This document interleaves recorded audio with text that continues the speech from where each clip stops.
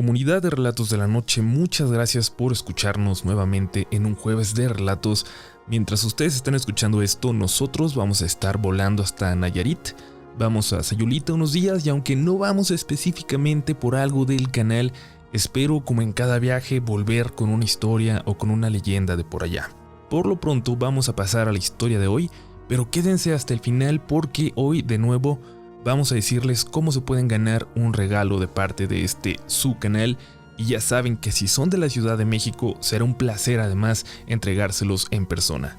Esto es El Fantasma sobre el Árbol y estás escuchando Relatos de la Noche.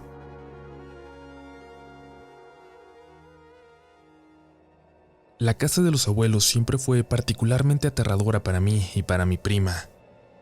Íbamos poco por la lejanía, pero cuando lo hacíamos, ese patio enorme lleno de árboles mucho más altos que esa casa de 2 pisos servía como un enorme campo de juegos para nosotras hasta que caía la tarde.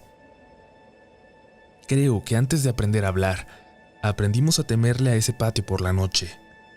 Incluso sin haber visto nada, sabíamos de alguna forma que era un lugar donde no debíamos estar. Mi padre y mi tía nos cuentan que para ellos fue igual, un lugar en el que sabían que no tenían que confiar. Esa colonia es de las más viejas de la ciudad. Los terrenos son grandes y las casas parecen de otra época.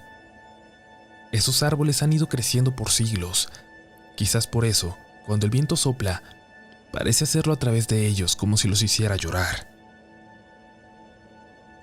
Así pasamos la infancia, con esos miedos, con esos pensamientos, pero empezamos a ignorarlos un poco al llegar a la pubertad. En ese tiempo, mi prima y yo llegamos a quedarnos un buen rato en el patio al oscurecer, hasta que de repente, de improviso, recordábamos ese miedo y entrábamos rápidamente disimulándolo. El sentimiento, como les dije, parecía ser general. A nadie le gustaba estar ahí, pero no teníamos tanta confianza con los abuelos para llegar a preguntarles al respecto. No eran los típicos abuelos bonachones y platicadores. Eran muy serios y reservados, y poco llegamos a platicar en realidad. Tenía 14 años cuando falleció el abuelo. En esa mecedora en la sala, mirando hacia el patio, en la que siempre nos esperaba cuando llegábamos a abrazarlo. Cuando la abuela se acercó para decirle que la cena estaba lista, ya no le respondió. Casi se nos muere también la abuelita al darse cuenta de que el abuelo tenía ya un rato muerto. Pasaron varios minutos de shock, de gritos, de llantos, hasta que tuvo la entereza para avisarle a sus hijos. Mi padre estaba cerca de ahí de esa casa en el trabajo, y fue el primero en llegar. Para cuando nosotras llegamos, ya había pasado el forense por el cuerpo, y mi padre había llevado a mi abuela a hacer todos los trámites necesarios, y al médico también para checarla, porque se había puesto muy mal. Llegamos mi mamá y yo, y en cuanto llegó mi tía con mi prima, nos dejaron a nosotras y se fueron rápidamente al hospital para ver a la abuela. Mi prima y yo estábamos muy impresionadas, tristes, sí, pero impactadas con la noticia. Nunca habíamos visto o escuchado a nuestros padres así. Apenas podíamos pensar en cómo estaría la abuela. ¿Cenaste?, me preguntó mi prima. Le dije que no, y se fue a la cocina a preparar algo. Ella era más pequeña que yo, pero desde chica le había gustado cocinar, así que no lo vi como algo raro. Me senté en la sala. Tenía una vista clara al jardín, apenas iluminado unos cuantos metros por una lámpara pequeña junto a la casa. Después de eso, era pura oscuridad. Casi ni veía ese árbol de pirul enorme que parecía reinar en el terreno, justo en el medio y más alto que todos. Me llamó la atención el sonido de ramas crujiendo a lo lejos y cómo una rama se movía de forma extraña en ese árbol. Les repito, apenas podía ver porque ya estaba prácticamente en la penumbra. Mi prima me habló. Estaba justo detrás de mí, pidiéndome que le ayudara con algo, pero al verme se quedó callada por un momento. Ahí se murió el abuelito, me dijo. Y me di cuenta de que, sin quererlo, inconscientemente, me había sentado en su mecedora. Me impacté por un momento y me levanté rápido, asustada.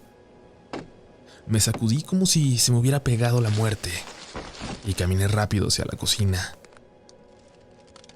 «Espérate, ven para acá», me dijo mi prima, que se había quedado en la sala. «¿Ves eso?», dijo señalando hacia el mismo árbol que yo observaba hace un momento. «¿Ves esa mancha?», volvió a preguntar. Me acerqué y forcé la vista. Creía ver la mancha a la que se refería. Era esa rama a la que yo acababa de observar con atención. «¿Qué tiene?», le pregunté. «Ahorita se movió muy raro», me respondió. Se movió hacia arriba como si fueran las patas de una lagartija. A pesar de la distancia, era fácil calcular que no podía ser un animal. Mediría unos 2 metros. «Es una rama», le dije. «Seguramente se movieron las sombras y te dio la impresión de que se estaba moviendo». «Ok», me dijo, no muy convencida, pero decidida a ignorar eso y regresar a la cocina. Terminamos de cocinar y cenar casi 1 hora después. Nos hablaron para calmarnos. La abuela estaba mejor, pero se quedaría un rato más en el hospital. Nos dijeron que nos durmiéramos en lo que había sido el cuarto de mi tía, que aún conservaba una cama. Mientras cenamos en el silencio del lugar, sin un aparato prendido en toda la sala, logré escuchar de nuevo ese crujir de las ramas, quizás característico por el viento y lo viejo de los árboles, pero al que nunca, hasta ese día, le había puesto atención. Lo ignoré porque sabía que seguramente la imaginación, el momento, me jugaba una mala pasada, concentrándome en algo que me diera miedo. Quizás era un mecanismo de defensa de mi cerebro para olvidar el dolor. Fue entonces cuando el estruendo de una rama al quebrarse y caer cerca de la casa nos hizo saltar de nuestros lugares. Corrimos hacia la ventana para ver qué había ocurrido y al escuchar movimiento en los árboles, volteamos de nuevo la mirada hacia las ramas más altas. Yo no veía nada, pero de pronto, un grito horrible de mi prima me provocó un susto tremendo. «¿Qué tienes?», le pregunté. No me respondió nada, pero seguí su mirada. En el árbol más cercano a nosotras, hasta arriba, estaba entre las ramas lo que parecía ser una mujer, con los brazos largos, largos como si fuera una mantis, y aunque no le veía los ojos, una especie de sonrisa dirigida a nosotros me heló la sangre. Parecía que no tenía piel que le cubriera los dientes. En un movimiento, antes de que reaccionáramos, como una araña se perdió entre las ramas a donde ya no la podíamos distinguir por la oscuridad. Le marcamos a nuestros padres y nos dijeron que nos calmáramos, que estábamos alteradas por lo de mi abuelo, pero nosotras sabíamos que no se había tratado de eso. Lo más extraño es que mi prima dice que le alcanzó a ver la cara, los ojos, mejor que yo. Y dice que el rostro de esa cosa se parecía mucho al de mi abuelita. Por mucho tiempo pensamos que nos habíamos vuelto locas por un momento, pero tiempo después un primo, que es casi de la edad de mi tía, cuando le contamos lo sucedido en esa ocasión, nos dijo que eran comunes las apariciones de fantasmas en esa zona, en las casas vecinas incluso, y que siempre, por alguna razón, lo hacían entre los árboles. Sin embargo, yo sé que lo que vi distaba mucho de ser un fantasma, o eso creo yo. Parecía más bien un monstruo, pero nunca volví a ver nada y sé que jamás podré comprobar bien a bien qué diablos fue lo que vi la noche en que murió mi abuelo. Me sigue dando pánico visitar a la abuela y escuchar el viento entre los árboles. Peor aún, el crujir de las ramas.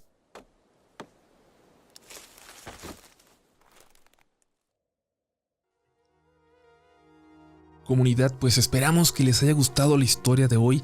Agradecemos a Jacqueline Uribe por compartirla con nosotros y vamos a decirles entonces qué tienen que hacer para participar en el sorteo de esta semana. Nuevamente, para participar en YouTube, comenten "Yo me quedo hasta el final", así como están viendo en pantalla, y pueden comentar hasta 5 veces si quieren, con comentarios diferentes mientras incluye esta frase. Y si quieren otra oportunidad de ganar, también lo pueden hacer en Twitter. Recuerden que allá me siguen solo algunos de ustedes, así que la posibilidad es mayor. Solo tienen que seguirme y tuitear con el hashtag juevesdrdln, como están viendo en pantalla. Nos hemos colado a este lugar número 19 en tendencias de Twitter. Estamos muy felices de que la comunidad demuestre ese poder, así que a ver si logramos hacerlo de nuevo. Pueden tuitear las veces que quieran mientras sean tweets diferentes que utilicen ese hashtag. Y recuerden que al llegar a los 10,000 por allá vamos a regalar algo muy especial. Por lo pronto vamos a regalar una película en un lado y un Funko en el otro. Esta vez hemos logrado ampliar el concurso a todo México y Estados Unidos, así que participen, y si eres de la Ciudad de México, puedes pasar a recoger tu premio a los estudios en los que grabamos el podcast de El Último Pasillo, porque sería de verdad un placer conocerte en persona. Ya lo saben, el próximo jueves le decimos quiénes son los ganadores, y esto fue Relatos de la Noche.